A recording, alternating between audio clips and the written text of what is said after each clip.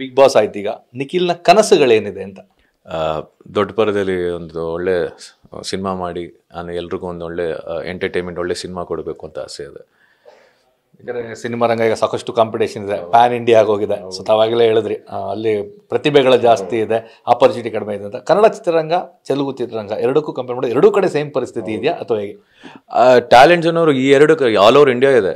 ಇವಾಗ ನಮಗೆ ಈ ಕಡೆ ಈ ಕನ್ನಡನ ತೆಲುಗುನ ಅಂತ ಇಲ್ಲ ಅಣ್ಣ.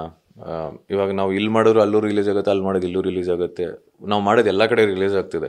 ಸೊ ಈ ಆಪರ್ಚುನಿಟಿ ಅನ್ನೋದು ಎಲ್ಲಿ ಸಿಕ್ಕಿದ್ರು ನಾವು ಮಾಡಬೇಕು. ಯಾಕಂದರೆ ಇವಾಗಿರೋ ಆ ರನ್ನಿಂಗ್ ರೇಸ್ ಅನ್ನೋ ಇದರಲ್ಲಿ ತುಂಬ ಜನ ಓಡ್ತಾ ಇದ್ದಾರೆ.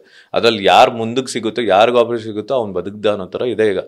ಸೊ ನನಗೆ ಸಿಗೋ ಆಪರ್ಚುನಿಟಿನ ಒಳ್ಳೆ ಥರದಲ್ಲಿ ಯೂಟಿಲೈಸ್ ಮಾಡಿಕೊಂಡು ನಾನು ಯಾವ ಭಾಷೆ ಆದರೂ ನನಗೆ ಭೇದ ಭಾವ ಇಲ್ಲದೆ, ತಮಿಳ್ ಆಗ್ಬೋದು, ತೆಲುಗು ಆಗ್ಬೋದು, ಕನ್ನಡ ಆಗ್ಬೋದು, ಮಲಯಾಳಂ ಆಗ್ಬೋದು, ಯಾವುದಾದ್ರೂ ಆಗಲಿ ನಾನು ಚೆನ್ನಾಗಿ ಮಾಡ್ಬೋದು ಅಂದರೆ ಖಂಡಿತ ಚೆನ್ನಾಗಿ ಮಾಡ್ತೀನಿ ಅಷ್ಟೇ. ಅದು ಬಿಗ್ ಬಾಸ್ನ ಬೆಸ್ಟ್ ಮೂಮೆಂಟ್ ಯಾವುದು?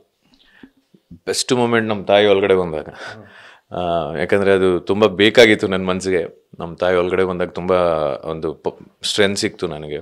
ಆ್ಯಂಡ್ ಇನ್ನೊಂದು ಬೆಸ್ಟ್ ಮೂಮೆಂಟು, ನನಗೆ ಒಂದು ಫ್ರೆಂಡ್, ಒಳ್ಳೆ ಫ್ರೆಂಡ್, ಪೃಥ್ವಿ, ಪ್ರೇರಣಾ, ವಿಷ್ಣು, ಇವರೆಲ್ಲ ನನ್ನ ಕ್ಲೋಸ್ ಫ್ರೆಂಡ್ ಆದರು. ಸೊ ನೈನಿಕಾ, ಯಶ್ಮಿ, ಇವರೆಲ್ಲ ನಂಗೆ ಒಳ್ಳೆ ಪರಿಚಯ ಆದರು. ಅಲ್ಲಿಯವರು ಇಲ್ಲಿಯವರು ಎಲ್ಲಿಯವರು ಎಲ್ಲ ಕಡೆಯಿಂದನೂ ನಂಗೆ ಫ್ರೆಂಡ್ಸ್ ಆದರು. ತುಂಬ ಖುಷಿ ಆಯಿತು. ಮೇಯ್ನ್ಲಿ ನಮ್ಮ ಅಮ್ಮ ಬಂದಿದ್ದು ಒಳಗಡೆ. ಆ್ಯಂಡ್ ಇನ್ನೊಂದು ನಮ್ಮ ತಂದೆಯವ್ರು ಬಂದಿದ್ದು.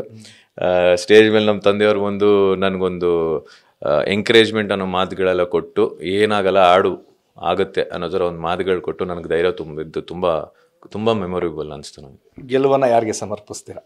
ಇಲ್ಲೇ ಇದ್ದಾರಲ್ಲ ಇವರಿಬ್ರಿಗೇನೆ. ಖಂಡಿತ ಇವ್ರು ಪಟ್ಟಿರೋ ಕಷ್ಟ ನಾನು ಆಡಿದ್ದು ಅಷ್ಟೇ ಒಳಗಡೆ.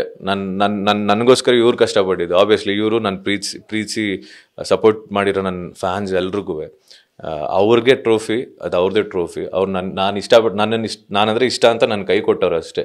ಆ್ಯಕ್ಚುಲಿ ನಿಜ ಹೇಳ್ಬೇಕಾದ್ರೆ ಇವ್ರುಗಳದೇ ಟ್ರೋಫಿ ಅದು. ನಿಮಗೆ ಡಬಲ್ ಅಡ್ವಾಂಟೇಜ್ ಆಯ್ತಾ ಅಂತ? ಒಂದು ಕಡೆ ತೆಲುಗು ಧಾರಾವಾಹಿಗಳನ್ನ ನೋಡಿದಂಥ ತಮ್ಮ ಅಭಿಮಾನಿಗಳು ಸಾಕಷ್ಟು ಒಂದು ತಮ್ಮನ್ನ ಇಷ್ಟಪಟ್ಟಿದ್ರು, ಮತ್ತೊಂದು ಕಡೆ ಕರ್ನಾಟಕದ ಹುಡುಗ, ಕೊಡಗಿನ ಹುಡುಗ ಅಂತೇಳಿ ಇಲ್ಲಿಂದಲೂ ಸಹ ಸಾಕಷ್ಟು ಓಟ್ಗಳು ತಮಗೆ ಬೀಳ್ತು ಅಂತೇಳಿ ಒಂದು ಡಬಲ್ ಅಡ್ವಾಂಟೇಜ್ ಆಯ್ತಾ ಅಂತ? ಡಬಲ್ ಅಡ್ವಾಂಟೇಜ್ ಅಂತ ಏನು ಅನ್ಕೊಂಡಿಲ್ಲ ನಾನು. ಯಾಕಂದರೆ ನಾನು ಒಳಗಡೆ ಇದ್ದೆ, ಆಚೆ ನಡೀತಾ ಇತ್ತು ಅಂತ ನಂಗೆ ಗೊತ್ತಿರಲಿಲ್ಲ. ಸೊ ಈ ತೆಲುಗು ಕನ್ನಡ ಅನ್ನೋದು ನನಗೆ ಇಷ್ಟ ಇಲ್ಲ ಆ್ಯಕ್ಚುಲಿ. ಯಾಕಂದರೆ ಭೇದ ಭಾವ ಅನ್ನೋದು ನಾನು ಯಾವತ್ತೂ ಮಾಡಿಲ್ಲ ಅವ್ರ ಜೊತೆ. ಇನ್ನೇನಿಗೆ ಬಂತು ಅಂತ ಅಂದ್ಕೊಂಡೆ. ಬಟ್ ಅದು ಡಬಲ್ ಅಡ್ವಾಂಟೇಜ್ ನಾನು ಅನ್ಕೊಳ್ಳಲ್ಲ. ಅದು ನನ್ನ ಇಷ್ಟಪಟ್ಟಿರೋರು USA ಬೇರೆ ಬೇರೆ ಕಂಟ್ರೀಸಿಂದನೂ ನನಗೆ ವೋಟಿಂಗ್ಸ್ ಬಿತ್ತು. ಸೊ ಹಾಗಂತ ಅದು ತ್ರಿಬಲ್ ಅಡ್ವಾಂಟೇಜ್ ಆಗಲ್ವಲ್ಲ. ನಾನು ಇಷ್ಟಪಡೋರು ಎಲ್ಲೇ ಇದ್ರು ನಾನು ಇಷ್ಟಪಡ್ತಾರೆ ಅನ್ನೋ ನಂಬಿಕೆ ಇತ್ತು. ಆ ನಂಬಿಕೆನ ಉಳಿಸ್ಕೊಟ್ರು ನನಗೆ, ಅದು ಸಾಕು.